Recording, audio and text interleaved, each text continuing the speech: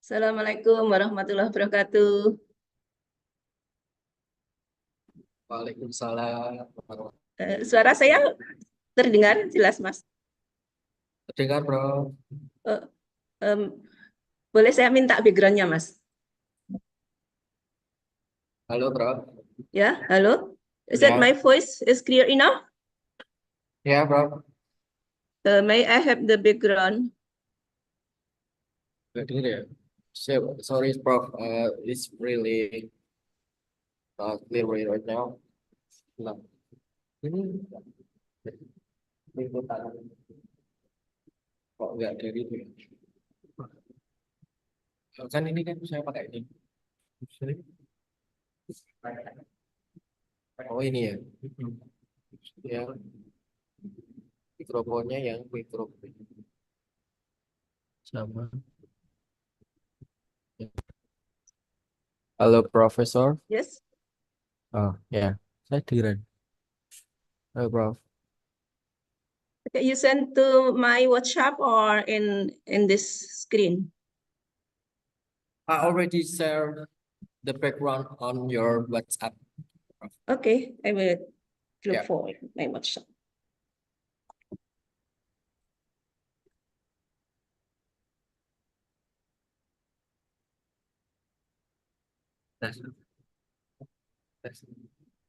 Did you hear my voice clearly, Prof?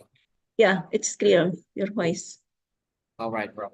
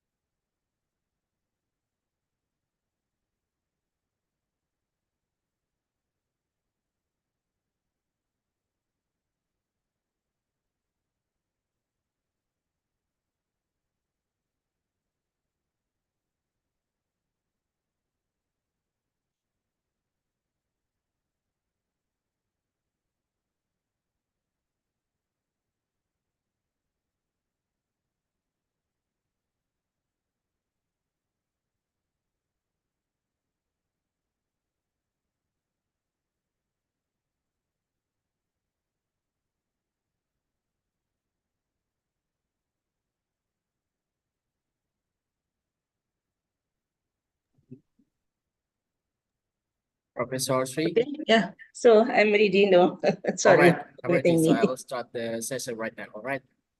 Okay. Okay. Bismillahirrahmanirrahim. Assalamualaikum warahmatullahi wabarakatuh. Waalaikumsalam warahmatullahi wabarakatuh. Good morning for our participants. Welcome to International Short Course 2024. First of all, let us pray and praise to Allah Subhanahu wa Ta'ala, who has given us guidance, help, and mercy, so we can attend and participate in today's sessions of International Short Course without any obstacles. Second of all, let's give a salawat and salam to our Prophet Muhammad Sallallahu Alaihi Wasallam that has brought us from the darkness into a better life. Ladies and gentlemen, I am delighted to serve as your moderator for today's sessions. My name is Muhammadiyah, and it is an honor to introduce our distinguished speaker for today's sessions, Professor Dr. Wartini, SA, and Ph.D. So, In this session has four main parts. First one is opening. Secondly, our speakers type. Thirdly, our Q&A sessions. And the last are closing. For the first session of today, we have speaker from Universitas Islam Indonesia, Professor Dr. Wartini, S.A.M.Ho. Ph.D. She will presenting on a topic, the digital age of wildlife trafficking. As we know, she is expert on this field. And it's Professor Wartini has joined the show. How are you today, Professor Wartini? I'm fine. Yeah. Did you hear my voice clearly, Prof? Okay, so at the session, so I would like to have for my operate myself for my PPT. Okay. All right. You can share screen on your laptop, Prof. Okay. So as Okay. it can be seen from the screen. Yeah, it's see clearly to my laptop. Okay. All right. So I can start right now, so or I will have to wait for a while. Can we start now? Let me read your curriculum vitae, Prof. Can I? Or do you want to start right now? Okay, so if is it the time, so I can start right now. All right, you can start right now, Prof. So, okay, thank you. Assalamualaikum warahmatullahi wabarakatuh. Yeah, today I would like to have that kind of presentations. Hopefully that we can discuss this in the end of the session. So I took the topic, the severe impacts of the worldwide trafficking in the digital age of the protection of wildlife in the perspective of international law. So I have that kind of limitation of my presentation because the committee also lets me to have that kind of limitation of my topic. So because my background is international law, so that's why I see this topic from the international law perspective related to the trafficking, especially for the protection of the wildlife, that this kind of wildlife trafficking can cause serious impact to the biodiversity and also to the social life of the society and also the economic life. So to make it clear for my presentation, so this is just the outline of my presentation here. First, it's the introduction, problem statement, and discussion and conclusion, and it will be followed by the recommendation. Well, you know that today that there are a lot of news in the social media or in the internet that the demand of international market using the digital platforms such as Facebook, Instagram, and other digital platforms caused the wildlife trafficking increased tremendously. And what happened, because the demand always increased in the international society, and this especially it's happened in the developed countries. So in the developing countries is such like as provider for those kind of the wildlife, which is actually some of them, like in here in the picture you see about the tiger, and also there is such kind, and known and the popular one is pangolin. So pangolin is the most one which is illicit trade. I'm sorry, Professor. Yeah. Could you full screen your PPT? Full screen my PPT. Okay, yeah. Yeah. Sorry, Okay, Prof. so it's okay. No. Yep. Yeah. Thank you, Prof. Okay, so you can see from the picture here as that kind of illustration how this kind of illicit trade related to the worldwide is occur, and those kind of trade actually triggered by the demand. Okay, the demand in the international market, especially from the developed countries and the developing countries such as Indonesia, for example, and also most of the state in the Africa. So they also such kind of, it look like such provider for this kind of worldwide. Actually, this kind of trade is prohibited under international law. And if we're referring to the past 2 decades here, that the rapid growth of the internet has led to the significant changes in the criminal activities, offering new opportunities, and also it's become the facilitating certain type of crime, such as with like trafficking, human trafficking, drug, and also sometimes also black market for the arm. This caused the causalities and enforcing the law if there is no international cooperation among the state itself. And the criminal activities also get benefit from adapting the moving toward new from this kind of facilities in the internet. And we have also new development of law we call as the cybercrime. So the cybercrime is one of the effort of the international community, how we are going to combat and also to prevent about the transnational crime, such as the worldwide crime.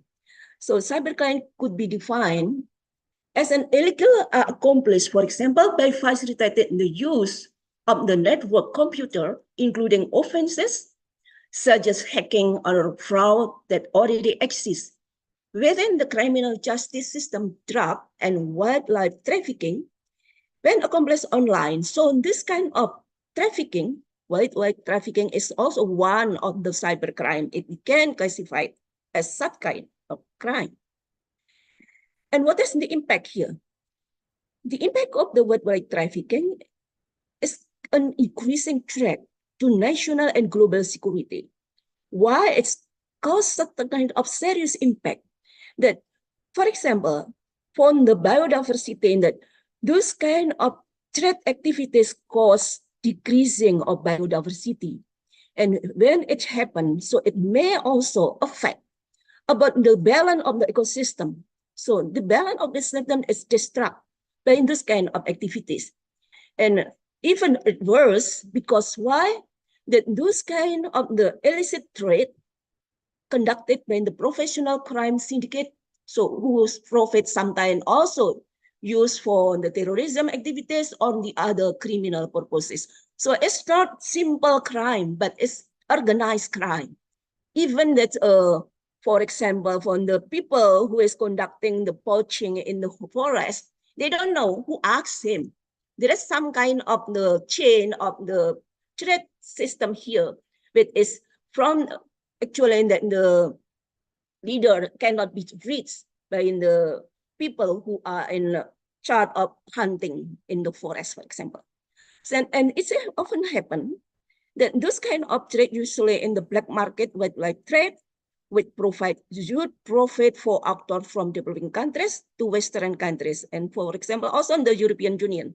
So actually, what happened at the time?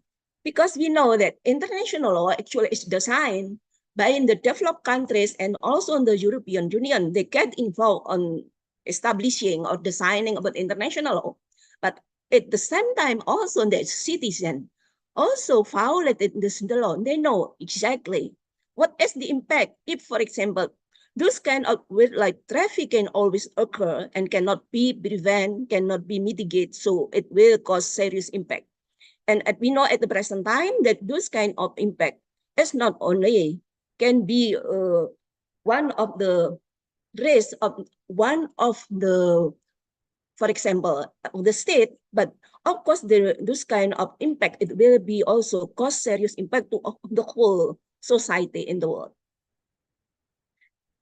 And if we see this kind of crime, wildlife trafficking, actually as a complex and multi-phase phenomena, which cause the harmful consequences for endangered species, biodiversity ecosystem, and then also the animal welfare, economic development, and also the human security. You know, in the process of hunting, usually also they use that kind of weapon, which is used to hunt, for example, for rhinoceros and also for elephant, for example, that they don't treat them in good manner. Okay, so this is we have such kind of human rights violations. So this is it's not human right, but it's animal right violation, right? So this is what happened in this kind of situation. It happened in Africa. It happened in our state. So, but most of the cases here. It's not easy how we are going to stop them if there is no international cooperation among the state itself. And when we see that, this part, this is trangolin, or in Indonesian language, we have this trenggiling in our Indonesian language. So this kind of living creature is very famous because this is the most animal or the reptiles. It has become the famous commodity in international wildlife trafficking. China use this kind of creature as one of the raw material for certain kind of medicine. So this is one of the way that wildlife trafficking always occur from time to time because the demand always increase and increase. No matter what kind of wildlife that is become the commodities of this kind of trafficking, but so far that they of course choose the one which is already exhausted or is already in danger. And it means we have that kind of this kind of the reptile also is become one of the commodities which is also valuable. Even if that this kind of commodity is not only limited animal which is live in the land, but sometimes also they go to the sea. So there are some kind of marine genetic resources on the fish. And maybe you are so familiar with the fin of the shark, okay? They hunt the shark just to take the fin. This is just for luxurious thing, okay?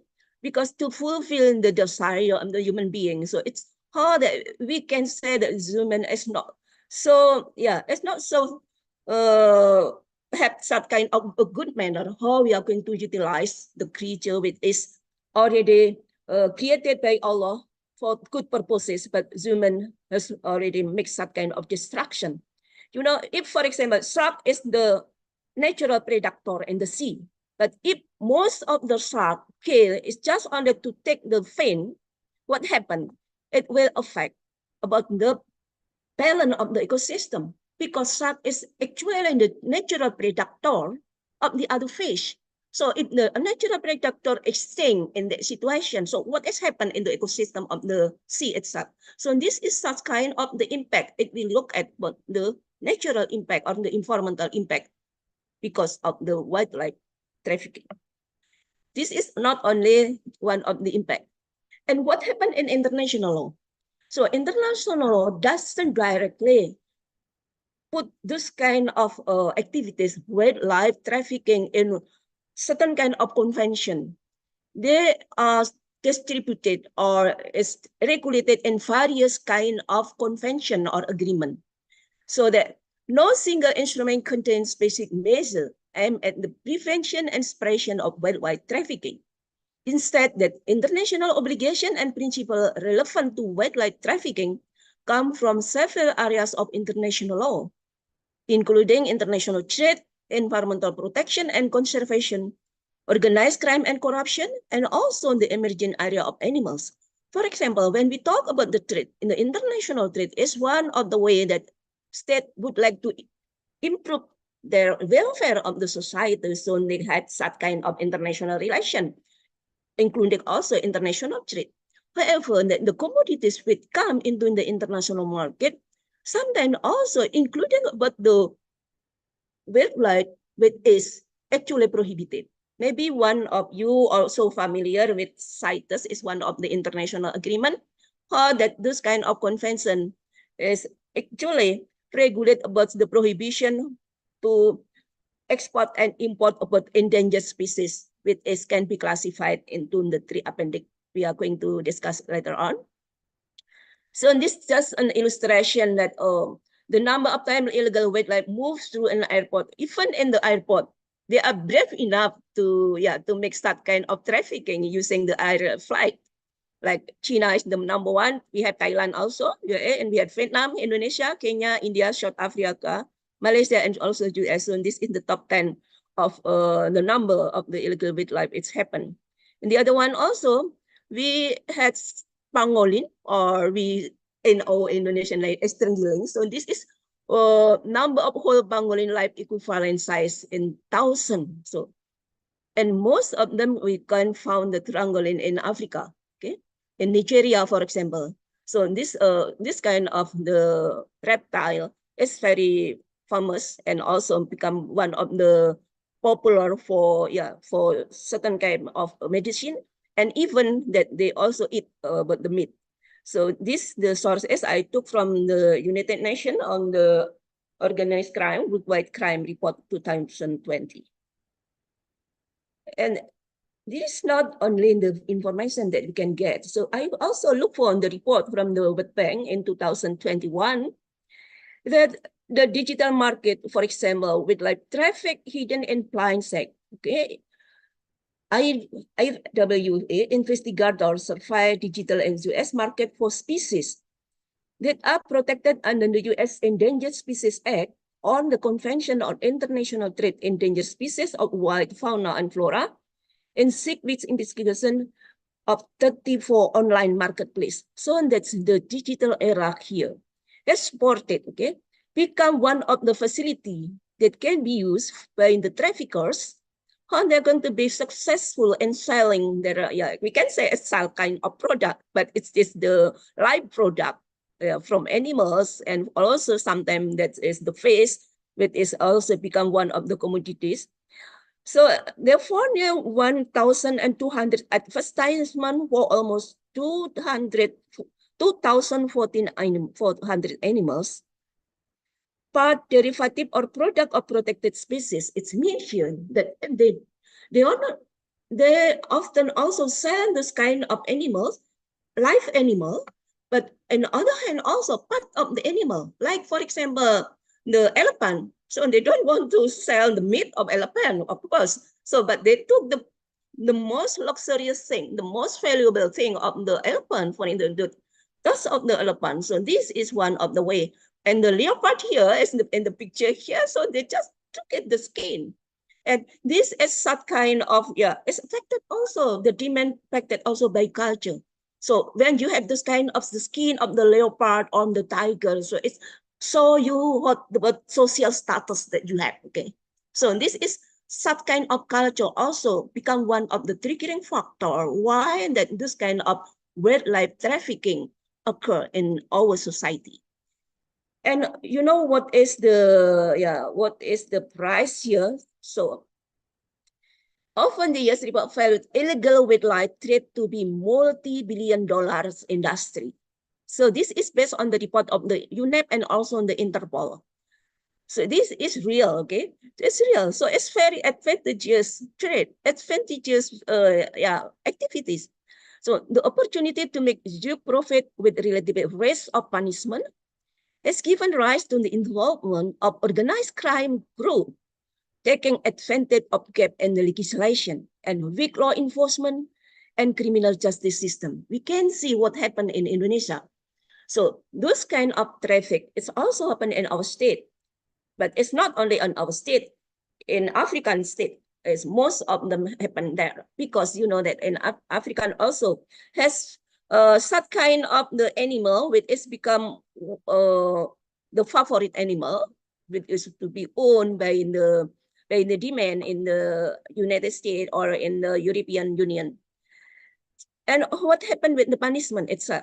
Is that the punishment will cause such kind of deterrent effect or not? Because that we only say that this is not human trafficking, but it's animal trafficking. But you know that the animal trafficking contribute a lot to the balance of the ecosystem and also to support our economic development, right? When we talk about this kind of animals that can be classified as already in the endangered or vulnerable, and those kind of animal, for example, it's not easy how to cultivate it. So it's mean in the long run that you're going to have such kind of this kind of animal will extinct in the earth. And what is our responsibility as the present generation? So we have to look at from the very different perspective, also multi perspective. From the perspective of international environmental law and environmental law itself, we have such kind of the principle of intergenerational equity. What is The meaning of intergenerational equity, it's mean that we are not the owner of the earth. We are just the custody, okay, the stewardship, or in the Islamic perspective, there is the khalifa, okay, the khalifa in the earth. So what happened that we have to be responsible that what we can enjoy at the present time also become the right of the future generation. If I referring to Edith Brownwies related to intergenerational equity, there are three aspects of intergenerational equity. The first one is the option. So there are various options. If we look at the context of wildlife, okay, the wildlife, we have various wildlife. We have tiger, we have lion, we have snake, we have pangolin, we have also the birds. We in Indonesia, we have cendrawasih and so on. So if as a present generation, we make such kind of exploitation without any kind of effort to make the conservation of those kind of animals, so the next generation or our future generation cannot enjoy those kind of resources. So we have already violated the right of the future generation. The second one is about the quality, okay? The quality of the resources. So if, for example, we can enjoy, various kind of animals, various kind of fish that we can enjoy at the present time. So those kind of right is also the good quality of those resources become the right of the future generation. And the last one about this accessibility. So we have second the same access. If, for example, at that time, at the present time, we is easily how to access fish, how we are easily to access those kind of animals which is available in the nature. So those kind of right also become the right of the future generation. And how to guarantee that those kind of right will be, okay, will be enjoyed by the future generation? Of course, we need the law. So that's why law issued by the government in the national level.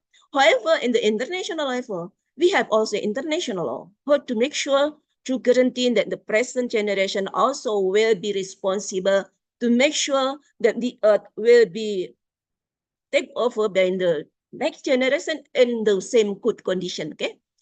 Okay. The next here that using sophisticated schemes so that the crime, the wildlife trafficking, usually using sophisticated scheme, they can quickly adapt to changing conditions to keep the supply going. Also employing a complex web of pushers, okay?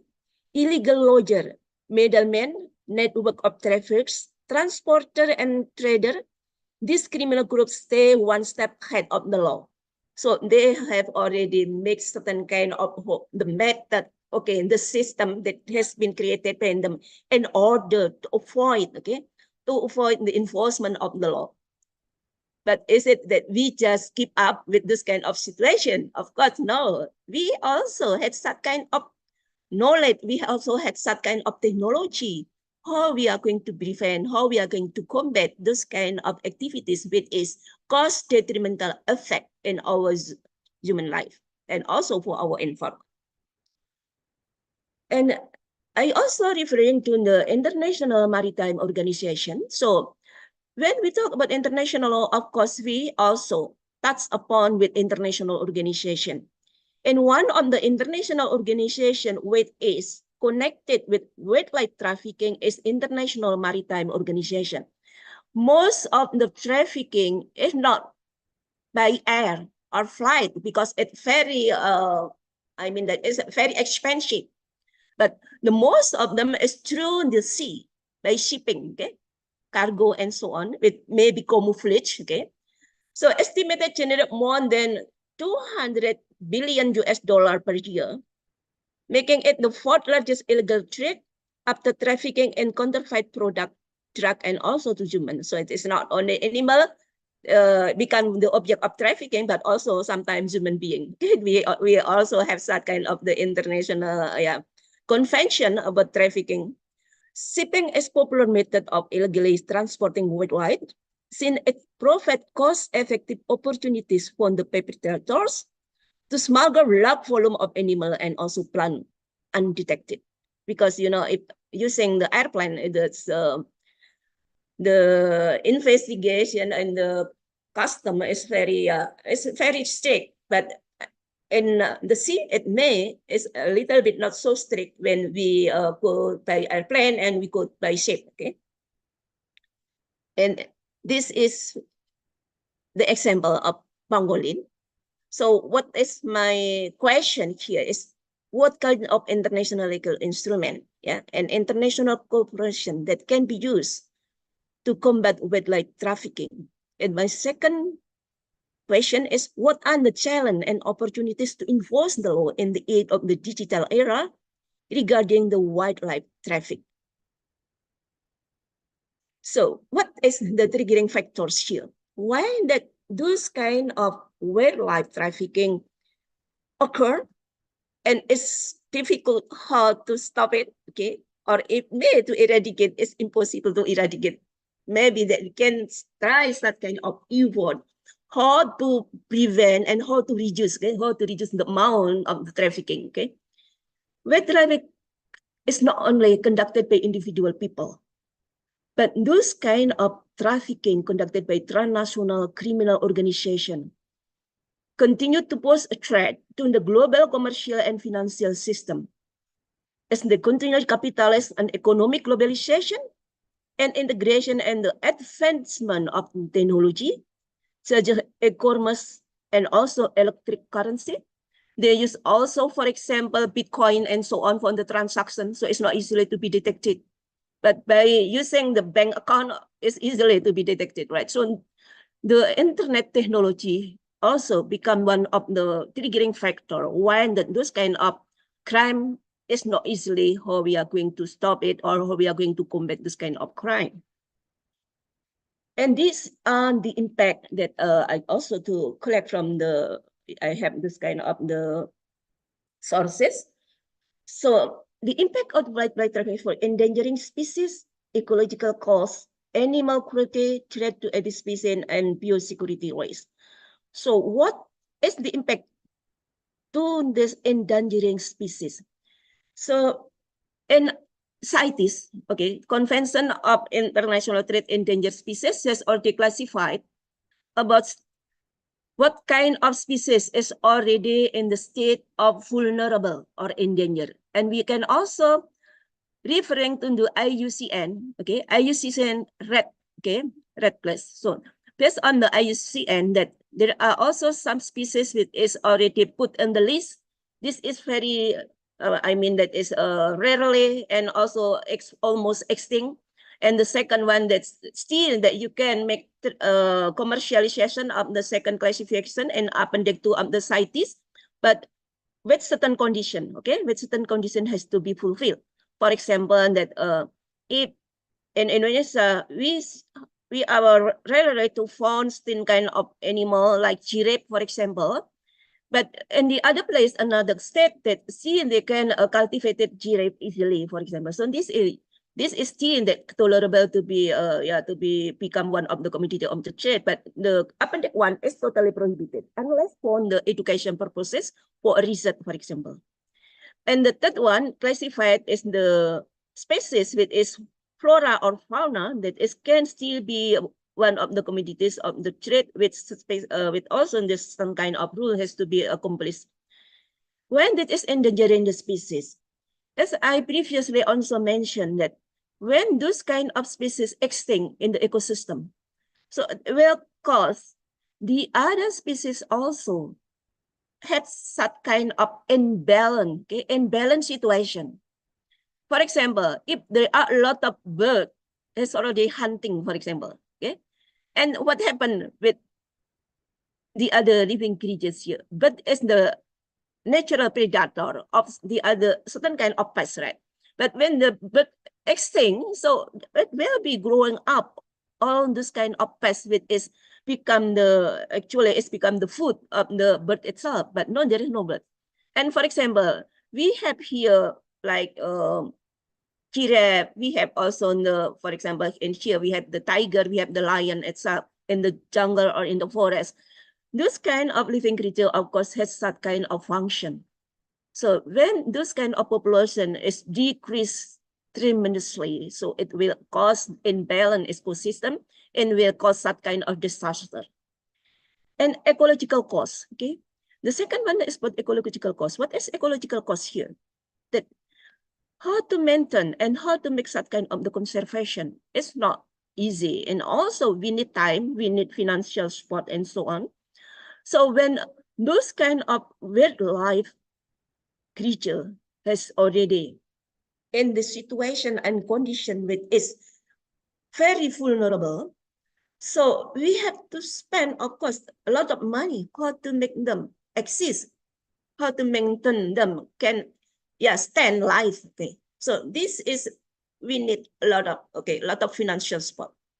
And the other impact also in the animal cruelty. Okay, so the poaching or the illegal hunter without any license, for example, what is happened if we see in the movie, for example, what is happened in Nigeria, for example, they hunt about the elephant and also for the pangolin and so on.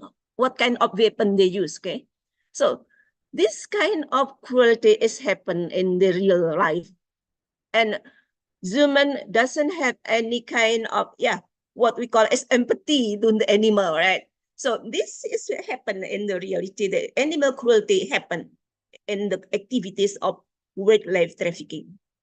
Even when they would like to transport it, okay, to transport it to one state to another state using ship, for example, a big ship. Make sure that if, for example, we also pay attention to the interest of the animal, of course, they are going also to feed enough, but we don't know what happened during the transportation of those kind of wild animal. Is it they are treated well, or there is no such kind of enough food for them?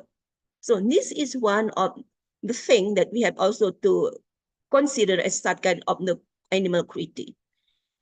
Threat to other species also. This is the other impact. Threat to other species. Why that if this kind of species we classified as the wildlife extinct? So as I mentioned previously also that threat to other species is mean here, referring to the shark in the sea, that shark is the natural predator of the other fish with a small fish.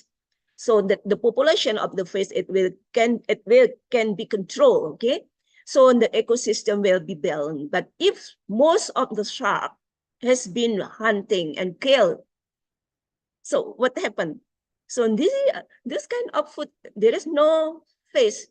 It means there are also another fish will also eat them, but it's not as much with is the shark to consume this kind of natural food for them. And also in the jungle, what happened if most of the, for example, the elephant or the lion is already extinct? How about the deer? The population of the deer, it will be overpopulated, okay? And this threat also on the other species. And also we call it the biosecurity waste.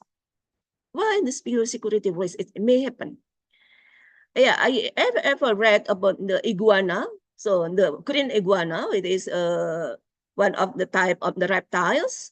So this is introduced to Japan. And Japan actually has also the what we call as the local iguana, which is smaller than the green iguana. So this we can be cited as the invasive species. So what happened to this kind of population? It means it will become one of the threat, okay? One of the threat to the existence of the local iguana. So this whole that those kind of impact actually, if we only talk about the environmental impact to the other living creatures, we have endangering species, ecological cost, animal cruelty, threat to other species, biosecurity risk, but also this is not only the impact. We have also the social impact and economic impact regarding the activities of the trafficking itself. We can discuss later on what is the economic and also the social impact of these activities. And you know, there are also some method of the trafficking itself. Location and activities relating with wildlife trafficking. Usually that they have already know in what location. Even that they use also the technology which is developed at the present time to look at in what location that those kind of the animal take place or stay. So they use such kind of electronic devices or other kind of devices that is especially used how to hunt this kind of the animals. And they have this kind of technology. Even, for example, that if the poaching here, so the people who hunt the animal illegally, the order is come or the comment come from the syndicate, okay, from the international organization which is conducted about the international, we call it as the transnational crime. So they have a lot of financial support, okay. And it's easily for them to buy the technology to make it easier in the operation, get more benefit, okay. So, and collecting and harvesting. So there are people which is in charge in collecting and harvesting of this kind of the wild animals. And even that, if in this state, the issue of corruption happen, so they are going to get easily to be protected because they pay money for the official. If this is happen in the state with corruption is still become the problem, okay? Hopefully in Indonesia not happen like this, hopefully, okay? You don't know exactly what happened, right? And also the other method how to do the trafficking is smuggling, okay? You know, it's smuggling or the concealment of contraband. What is concealment of contraband? It's mean, for example, when we go abroad by ship or by airplane, that concealment of contraband that's it's not, of course, not as a living animal that they are going to smuggling to or to enter another state. Part of the animal, they put in small pieces, and then they swallow. Okay, they swallow this kind of piece, so it come into your body. For example, that's it's sometimes if the airport have such kind of very advanced technology, they can detect it, okay? That there is something inside your body, but actually this kind of thing is prohibited. And this is also happen in, for example, in the harbor. But this is, we need the technology. If we don't have such kind of technology, so that the people who smuggling this kind of, part of the wildlife will be free. There is no law enforcement at that time because we cannot detect it, okay? So this is one way how that they would like to be successful in making the trafficking happen, okay? So concealment of contraband. And also false declaration. So maybe false declaration is the declaration which is not in accordance with the reality. So we make the declaration, but it's not correct declaration. So if, for example, the investigator, they make such kind of investigation to, is it the declaration is correct, is the same with the situation and condition which is declared on the document or not. So we need the expert how to do it. And the other thing also that we have to consider about the smuggling routes. What happened with smuggling routes here is it's very often that they don't use the normal route, okay, or the general route, which is common people use this kind of route. But they are going to look for on the route which is it is not accustomed from the general people. So in this one way that we are going also to face some kind of challenge, or we are going to mitigate and prevent about the wildlife trafficking. May I want to drink first. Is it okay? It's okay, bro. Okay, Take your so time. we continue here. That if we look at the characteristic, okay, the characteristic of the crime, illegal wildlife trade, can be classified as transnational organized crime. Why that can be classified as transnational organized crime? Because the crime is not conducted by one single citizen of a state, but they have such kind of, we call is the network, okay? The network and organized crime, which is conducted by various kind of nationality. Okay, it's not in one state, but also spread out into various states. So we have an international level, the United Nations Convention Against Transnational Organized Crime is one of the main international instruments in the fight against transnational organized crime. However, that this kind of instrument is not directly, okay, it's not directly how to address about illegal wildlife trade. This is, for example, related to the drug, for example, and also the other crimes such as money laundering. So this is what is on the international law. There's that kind of loophole that's to catch or to keep that kind of law enforcement in the case of the trafficking in wildlife. And of course, we need international cooperation. It will be not feasible how to enforce the law and how that we are going to make that kind of various steps, how we are going to combat, okay?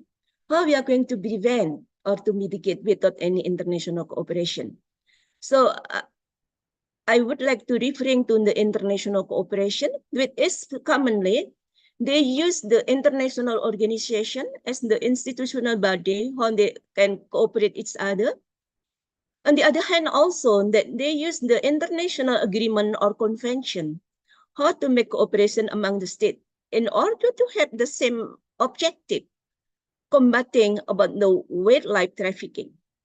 And one of the organization here, the International Consortium on Combating Wildlife Crime, or we can say is ICCWS, is the collaborative effort of 5 intergovernmental organizations.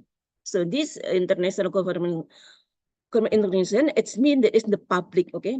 International organization, which is can be classified as the public international organization, and the members here is the state or the government. The partner agencies to ICCWSC are the CITES Secretariat, and we have the Interpol.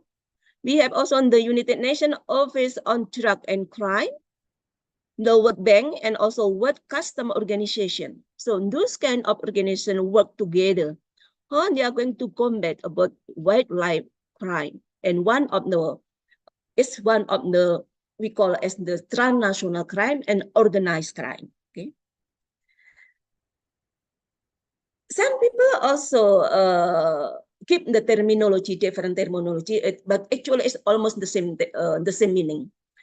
They call it illicit wildlife trade, okay, the IWT, but this is almost the same with the wildlife trafficking.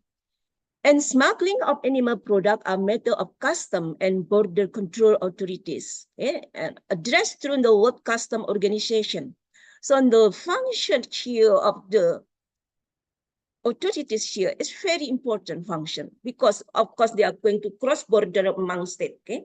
And this is one of the key actors here, which has that kind of significant role how they're going to prevent about this kind of smuggling on the black market happen, okay? And they have already make cooperation here, and they merge the Customs Organization or WCO, shape framework of the standard. They make that kind of standard, okay? The role of WCO as lead agency with respect to maritime cargo security is recognized by MSC, Maritime Cargo Security, and also for committees. So this is one of the effort, okay? One of the effort in the international level that international organization, they can work together based on the capability, because every single international organization, of course, have its own function.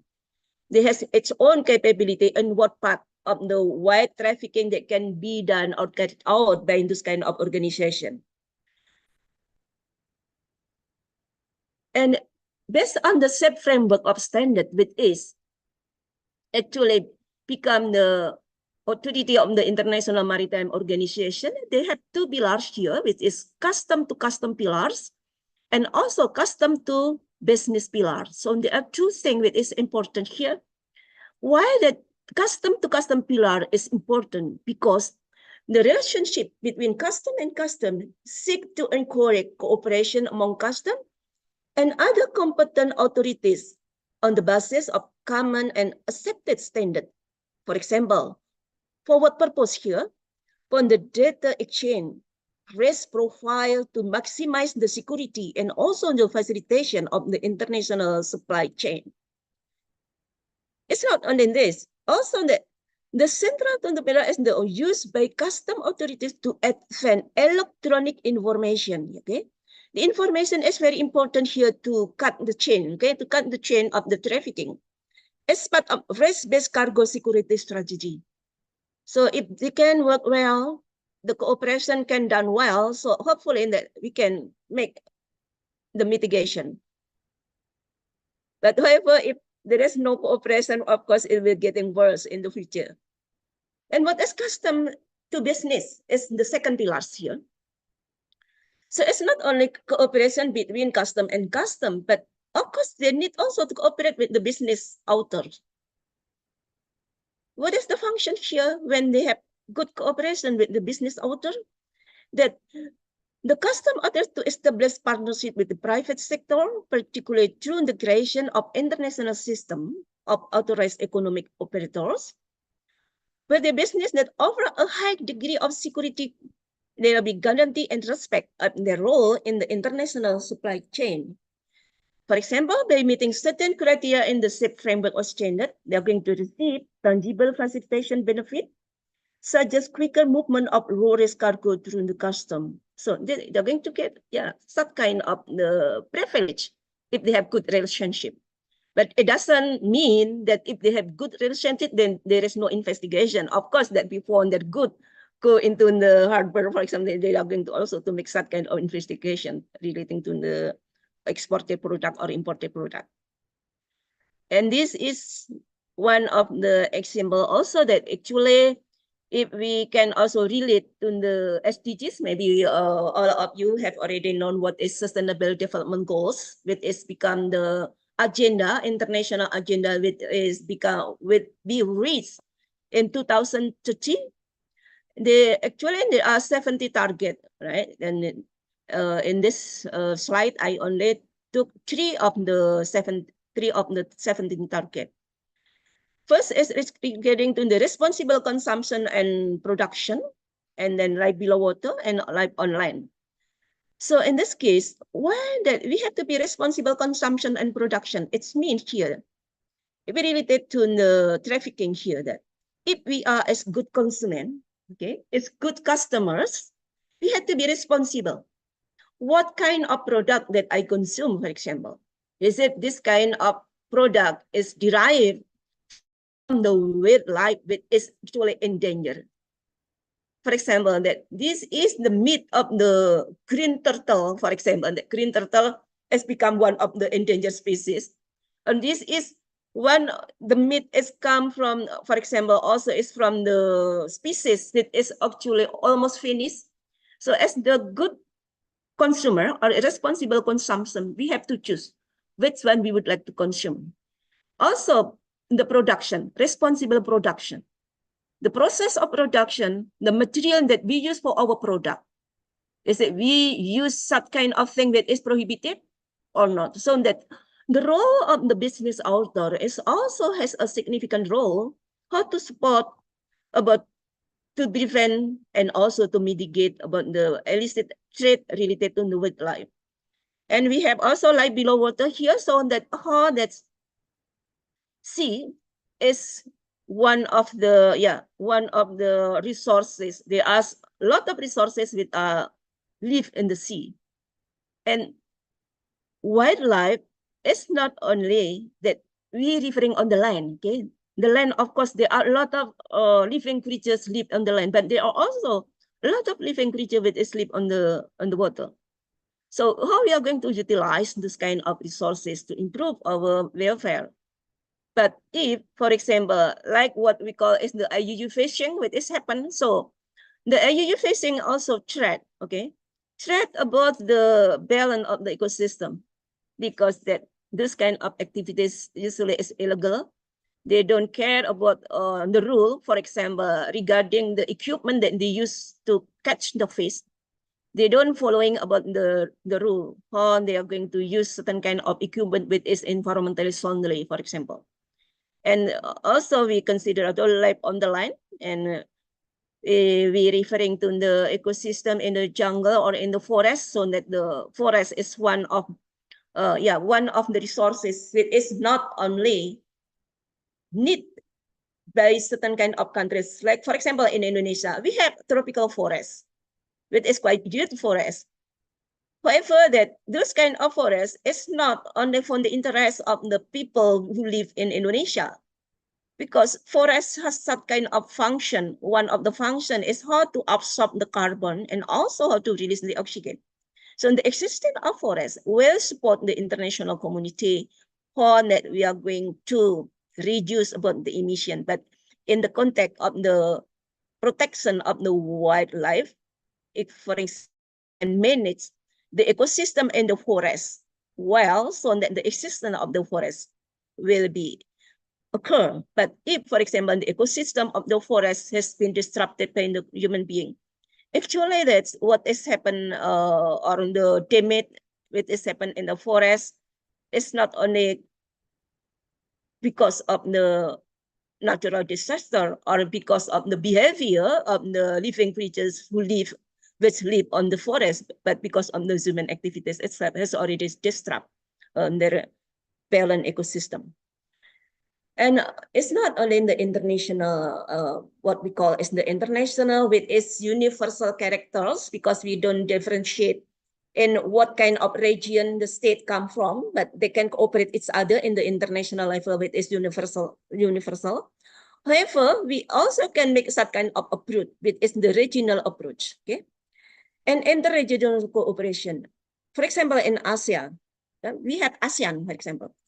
So how we are going to cope up with this kind of like trafficking around the members of the ASEAN state? Okay, so we cooperate each other, and we can also make that kind of mutual legal assistance. Okay, mutual legal assistance, and also we can also get involved on the how to work together to prevent and to combat about the trafficking. Except it is especially happen in the state of ASEAN or the members of the ASEAN. So regional and international cooperation is essential to combating wildlife trafficking effectively. In support of the such effort, so ICCWST has interconvened a number of global meeting of wildlife enforcement networks. So they have some kind of the wildlife enforcement network in order we are going to combat with this kind of trafficking. How many minutes I still have time? We had some 40 minutes to presentation, Prof. 40 minutes for the presentation. Okay. Yeah. Yeah. Okay. So we look at the international instrument. What kind of instrument actually available in the international law? Because when we would like to make that kind of measure or the combat of this kind of trafficking, we can also look at the international agreement, which is agreement between states here. It may in the form of convention or agreement or the other form of the other arrangement and so on. So, but most of the instrument here in the form of convention. The first is the Convention of International Trade in Endangered Species of Wild Flora and Fauna, or Fauna and Flora, or we can, the abbreviation is CITES, for example. We have also United Nations Convention Against Transnational Organized Crime. We have also United Nations Convention Against Corruption. And in the regional level, we have ASEAN Treaty on Mutual Legal Assistance for Criminal Matters. So based on the agreement between the state, among the states here, they have already made that kind of commitment and also that kind of consensus how that the problem we are facing by many states here, as we see about the impact of this kind of trafficking, especially for the endangered species. There are many serious impact to the environment itself and also to the especially to the balance of the ecosystem. What is this kind of convention? So if we look at the Convention on International Trade in Endangered Species of Wild Fauna and Flora, this is one of the, or can be said that is the most important agreement addressing wildlife trafficking. It classifies threatened species according to the level of protection. So what kind of protection they need in this kind of species? Also providing a framework to be implemented at national level by each party. And when we talk about the cooperation in the form of agreement or in the form of international agreement, that each member state, of course, has such kind of obligation. Indonesia, as the parties of the CITES, we also parties of Biological Diversity Convention, so that it's not only one convention with actually how to conserve the obligation of state to conserve about the biological diversity. So endangered species or CITES is more specific to protect the species that is in the situation and condition is already in the vulnerable or almost extinct. So that's why that CITES make 3 classification of the species. But if we compare with Biological Diversity Convention, Indonesia also is the party. So that Biological Diversity Convention, the objective here is to make sure that the utilization of the biological diversity, it should be in the sustainable manner. Okay, and also we have that kind of thing how to share the benefit and read it. Also, for example, how we are going also to regulate about the access to genetic resources. So this is regulated in the biological diversity. So each convention and another convention, actually there is that kind of relationship here. And how the CITES determine or make that kind of classification. So they have on the agreement or on the convention, there are article exactly in Article 5, for example. So Article 5 regulated about trade in specimen of species included in Appendix 1. So this kind of species is totally prohibited, okay? Totally prohibited unless it fulfills the conditions stipulated in this article. So there are some kind of organisms, there must be some kind of prior informed consent. There must be some kind of authorities who has already give that kind of license and so on. But the first appendix is not for the commercial purposes, okay? So this classification is only for education purposes or research or how to develop the science itself. And the second one, article is not 4, but actually this is, it should be 6, okay? Article 6. Yeah, I mistyped in my mind. I type 6. So I will revise this and I will resend again because this is not correct. It should be 6, Article 6, not 4, okay? Regulation on trade and specimen of species included in Appendix 2. So when this kind of animals or plant or flora, is still permissible when the conditions are fulfilled. It means here that still can be tolerable, but with certain kind of requirement has to be fulfilled, with certain kind of license. It means that those kind of animals and also the plant in Indonesia is quite rare. So you find difficulties to find this kind of plant or the animal, but it may in the other state that this kind of animal and also the plant is still easily to cultivate it. So this is still tolerable for with some kind of license that you can still become one of the commodity of the trade. And the other one is the trade and specimen of species included in Appendix 3. So in the Appendix 3, it's mean that this kind of specimen is still that we can find it easily if we compare with the second one. So it's more easily we can find this kind of the specimen. And it's not hard how to make the classification of this kind of animal on the plant. So this the three classification. And if we are the members of this convention, of course, that we have to implement, okay? We have to implement the international convention in the international level. So in the implementation that we have also to issue regulation in the form of act or in the form of government regulation. And even we can also Indonesia as a state has some kind of sovereignty how to issue the ministry regulation. So it's not enough in the government regulation also in the, as a state also in Indonesian legal system that government also has the authority how to issue the ministry regulation. And this is one of the international agreement has been ratified by Indonesia. So, but of course, when we talk about implementation, it's not only issuing about regulation. Of course, that we have also to provide about the institutional body, okay? The institutional body who are in charge of the matter. And the last but not least, of course, that we have to provide it about financial support, okay, budget, okay? Budgeting is very important here. For example, how to support the ranger, okay, the forest police, okay, the forest police, how to control and how to make monitoring of the activities that is happen in the forest in Indonesia, for example. So we need financial support, but it's not only financial support. We need also the technology, okay?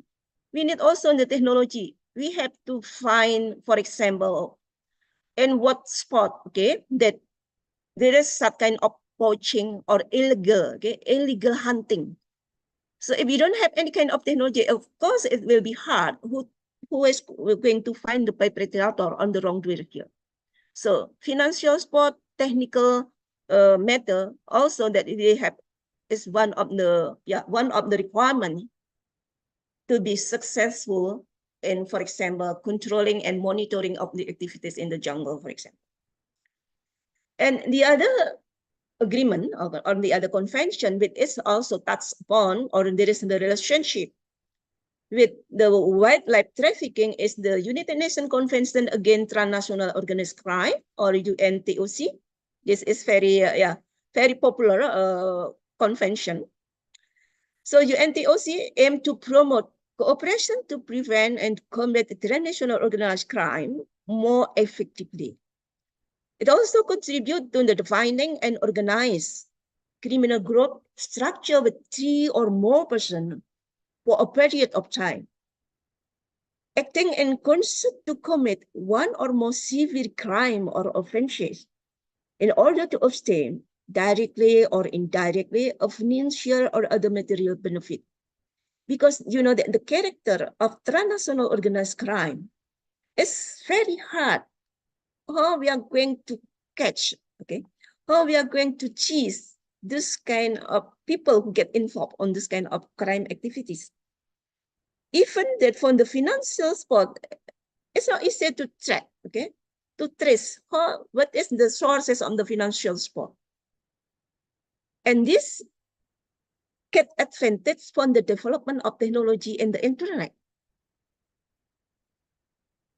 Previously, that we only use bank account, right, for transaction. But now that you can use such kind of other method to make a payment without involving the bank, okay? Because the bank is easily to detect. Using the Bitcoin, okay, crypto money, and so on. So this is the technology supporting how that this kind of crime develop well, and it's hard how we are going to combat.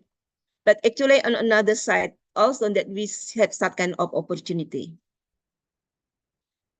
Okay. Oh, so I have to share the screen again. Okay.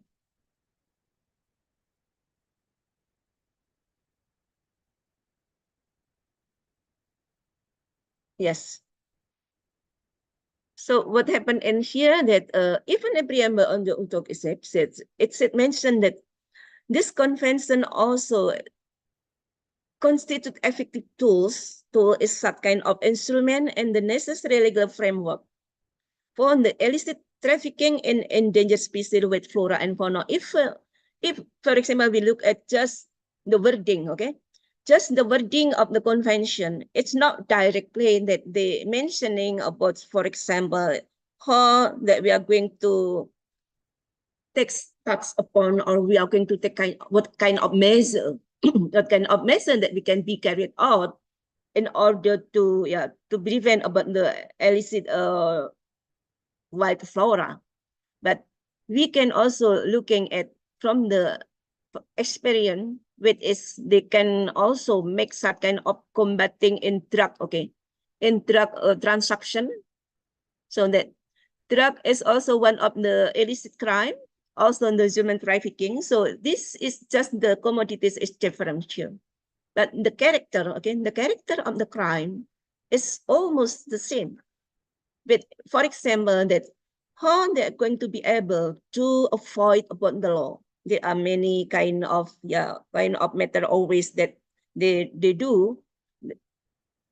Actually, the purpose here how to avoid about the law enforcement itself.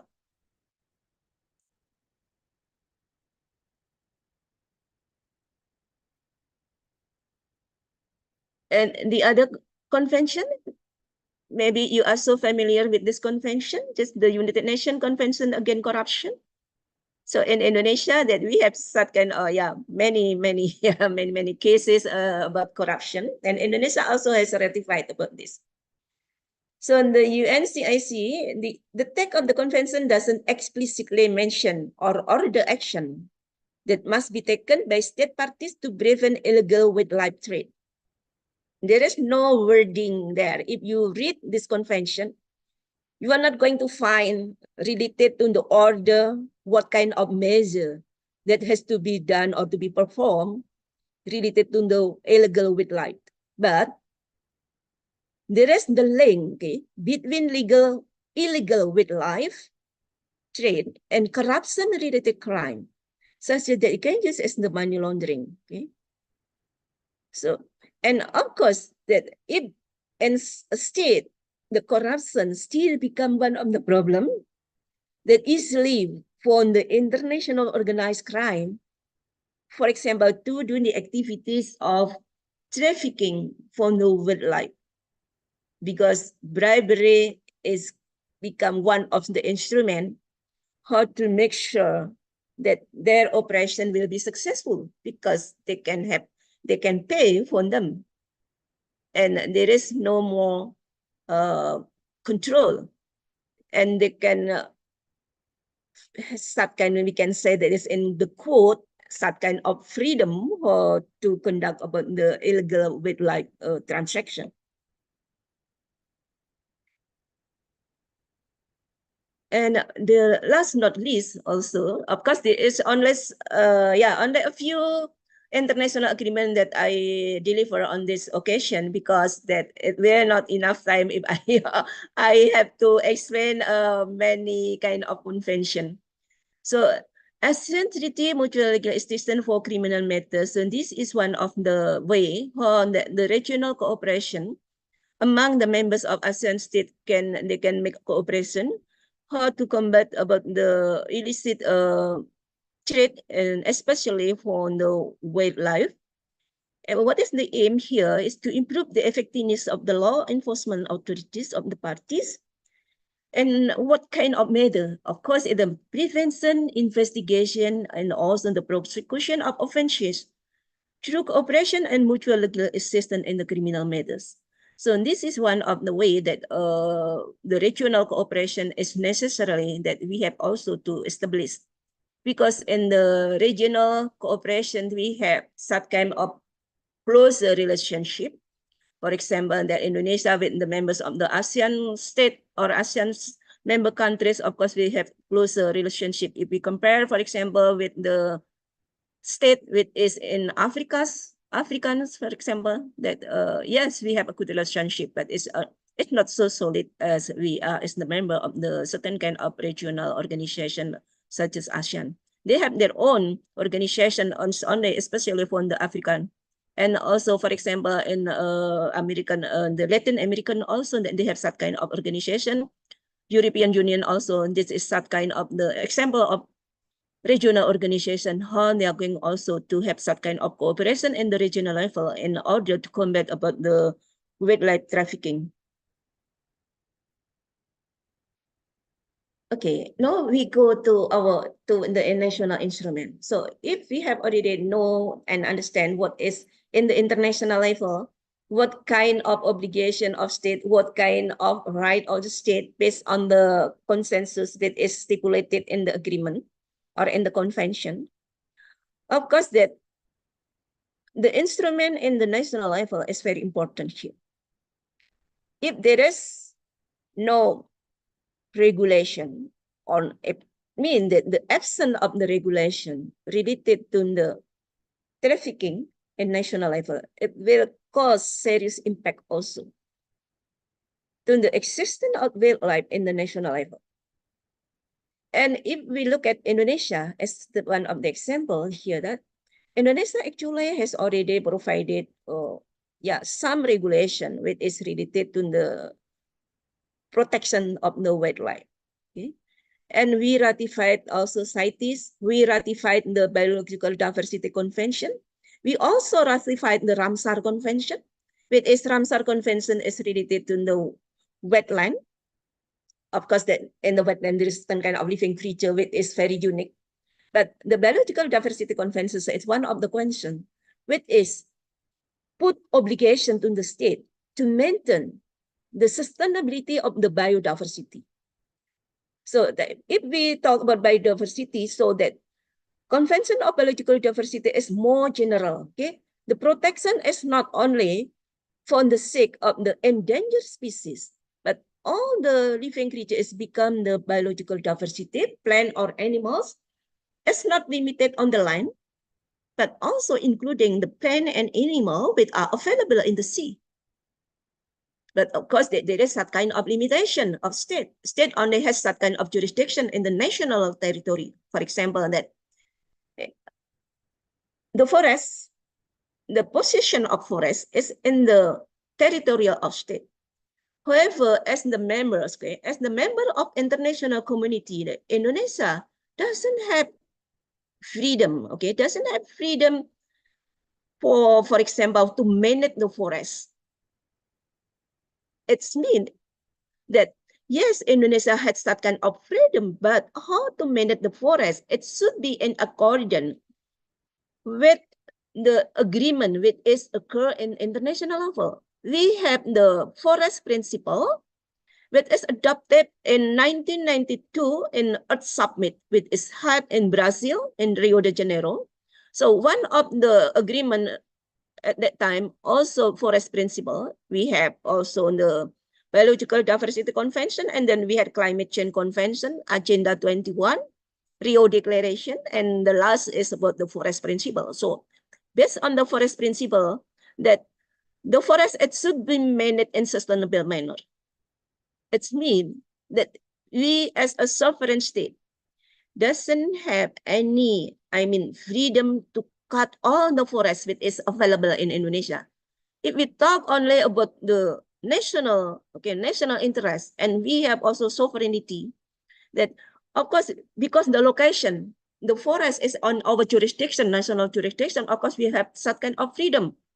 What kind of activities we would like to do, what kind of activities with the animal which is exists in the forest, which is the plant which is exists in the forest. But we as the member of the international community, so we have to respect, okay?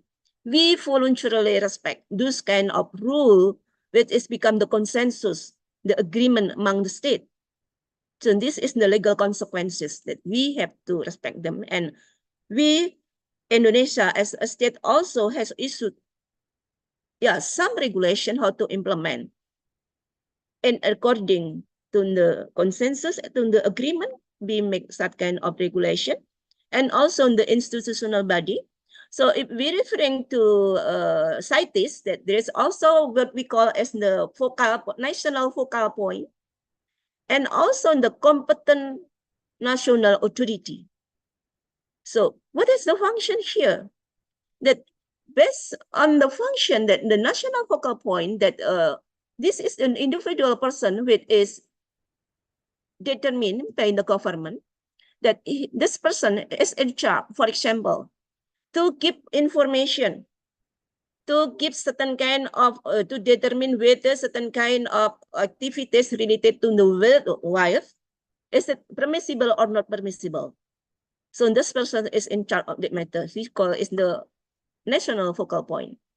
On the other hand, also that we have also the competent authority. So that's in the national competent authority is that kind of institution. In Indonesia, for example, that we have the Ministry of Environment and Forestry in Indonesia, for example. So that this is very significant that in the national level, so that the law enforcement in the national level has to be enforced well. And also that the, for example, the government officer who is in charge with the law enforcement, it should also enforce the law properly. Okay, the next. Yes. Okay, so the time is for 5 minutes. Oh, okay, for 5 minutes. So I will, yeah, to go to the conclusion. But before to go to the conclusion, there's still some kind of, yeah. I think that I still have enough time. Okay. Yeah. So the national curriculum framework is very crucial, and what the challenge? Okay. I would like to say what is the challenge? Okay, the challenge how to enforce the law or to combat about the wildlife trafficking. So that first, the trafficker exploits various digital space, including e-commerce platform, social media, and messaging app like WhatsApp also to market and distribute illegal wildlife product. Lack of regulation in the national level. And also, we have here, sorry, I have to go, okay. Enforcement of the official sometimes lack of proper resourcing and training. So the officer itself, themselves, lack of capability, hampered by lack of proper resourcing and training. And many countries also on the problem relating to the budgeting. Okay? Budgeting rather than lack of resources.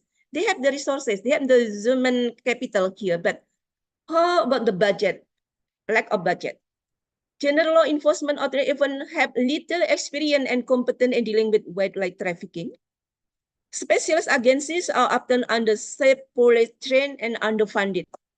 So not have such kind of professional capability. Individual officers, some enforcement agencies, for example, they are unwilling to work together with other agencies, share relevant information, use available resources, and know-how to cooperate, to, for example, to mitigate and to prevent about cross-border trafficking. And there is some, this is the challenges that we have already, and but there is also opportunities. So we are not going to keep up, okay, with not to keep up with this kind of situation, okay. So as a state, of course, that state has also some kind of power. We have also international cooperation. So for example, that's cooperation among state researching, monitoring, and investigating system that can develop together and to share the experience, the best practice that can be learned from one state to another state, even though that we need some kind of modification. Supporting law enforcement, that support law enforcement effort partnering with online technology companies, because, for example, if there is no cooperation with technology companies, it will, of course, that the crime that is occur in the internet cannot be stopped. And also addressing the demand, for example. Okay, it's this kind of opportunities. Since 2005, for example, that if has been forefront of working with the world leading online technology companies to crack down on wildlife cybercrime. So the companies support how we are going to combat about this crime itself. First here, after the launch of Coalition to End Wildlife Trafficking Online in 2018, for example, together with the Worldwide Fund, WWF, and also the Traffic is the non-governmental organization. We are at the forefront of working with the world 46 leading online technology companies to crack down the wildlife cybercrime. So this is one of the effort can be done by state in order to combat this kind of wildlife. Okay, so even though there are some challenges, but we still have this kind of effort that can be done together. Even that the coalition e-commerce shirt and social media coming for industry with pro to reduce wildlife trafficking online, sharing learn best practice. And today, the kind of coalition is comprised of 46 companies with more than 11 billion user account. So what is my conclusion here? That based on international perspective, it's not easy task to combat and to enforce the law or to eradicate wildlife trafficking in the digital era.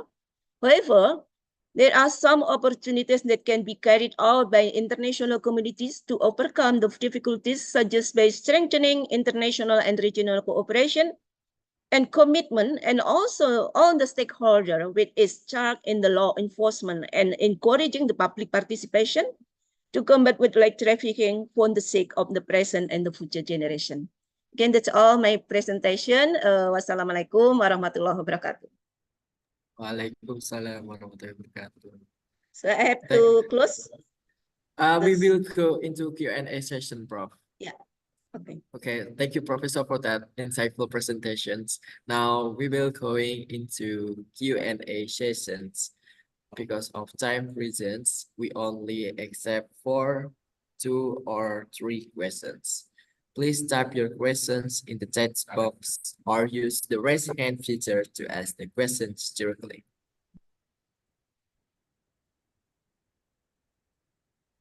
We will wait to the participants to ask questions, Prof. Yeah. Okay, so I'm waiting for if I can answer, I will answer. All right. So it's from a text box. It's Okay. from Pam Ngong Mintu. I will read it and please answer the questions, Prof. Yeah, okay. Dear Prof, Dr. Wartini, SAM home Ph.D. I am to Pam from Tong Tuk University. I have a question for you.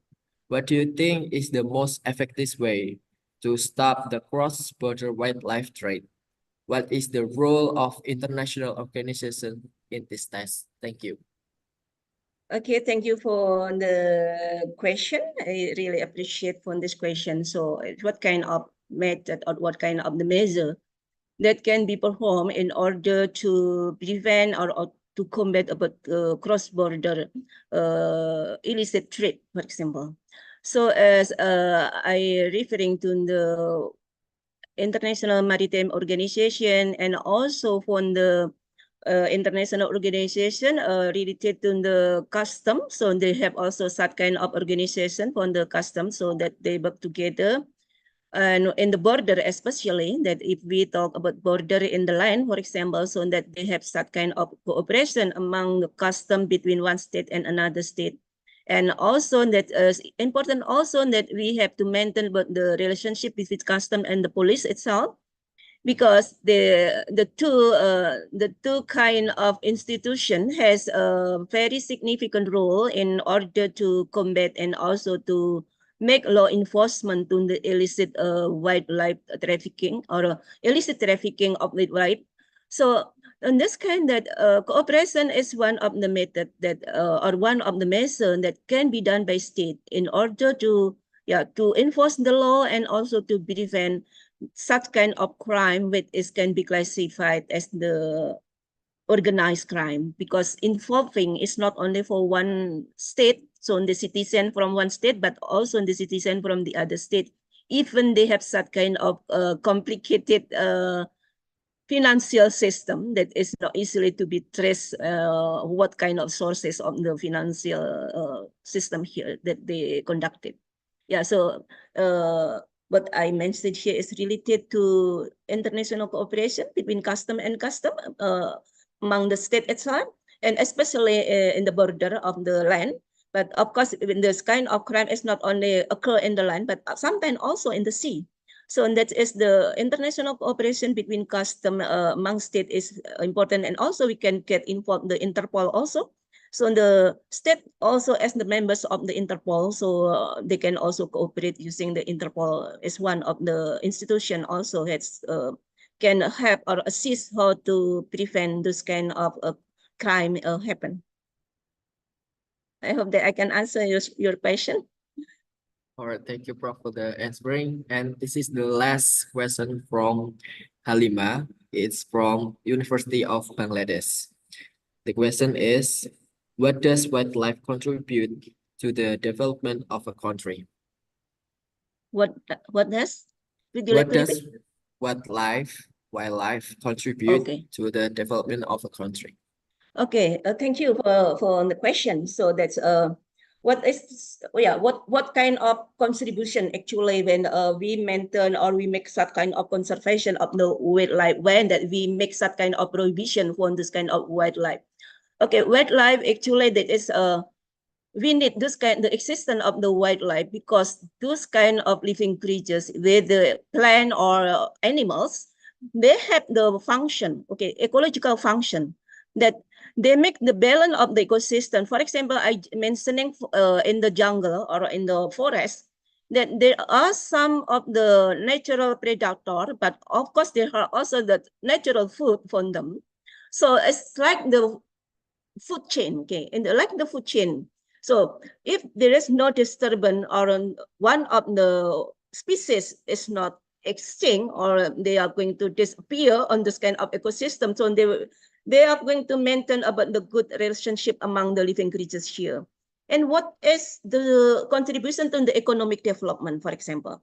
So when we can maintain the sustainability of the wildlife, of course that they are going to continuing to give us some kind of advantage. We can take advantage from them for example, from the nutritious thing and also for economic perspective that there not all the wildlife is prohibited as to be commercialized.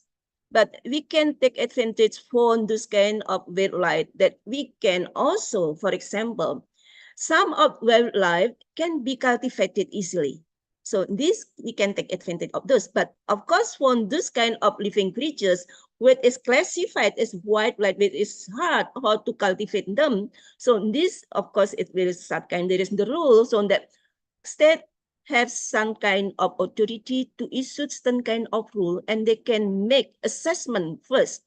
What kind of wildlife is still can be tolerable as one of the commodity for the trade, and what kind of wild animal which is in the possession of vulnerable and so on. So I think that the wildlife has a good or good contribution to the economic development of state and also to improve the welfare of the state. If there is no illicit, that the illicit wildlife trade is prohibited, and also that the government officer are be able how to stop this kind of activities. It's impossible to stop it, but at least that we are going to minimize the amount of the traffic itself.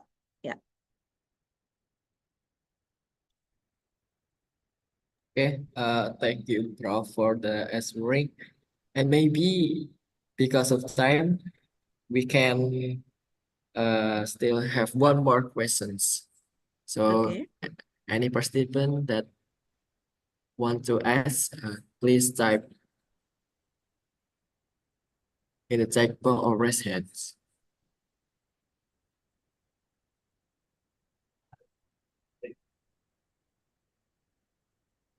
This is the last one. Yang terakhir. Chat yang terakhir. Okay, there's in the chat box. So the presentation is Interpol cooperation such as what is ideal to do to arrest animal traffickers.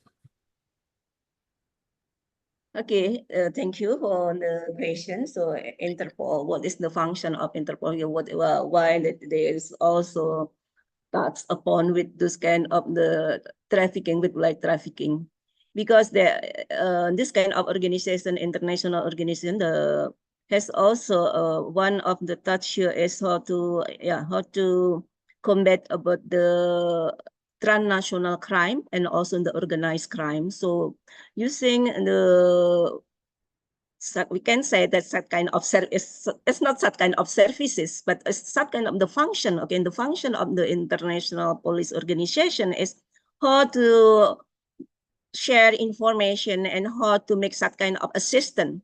Like when there is that kind of corruptor, for example, with go to another state, so that this in this case that our government can ask assistance from the Interpol, with they have that kind of networking. And also for the case of the wildlife trafficking, also that they can cooperate each other, because state as the members of the international police organization also have that kind of access to get this kind of assistance of the international police. So this is one of the advantage also, that international organization can work together to support each other based on their own function and also the objective of the organization itself.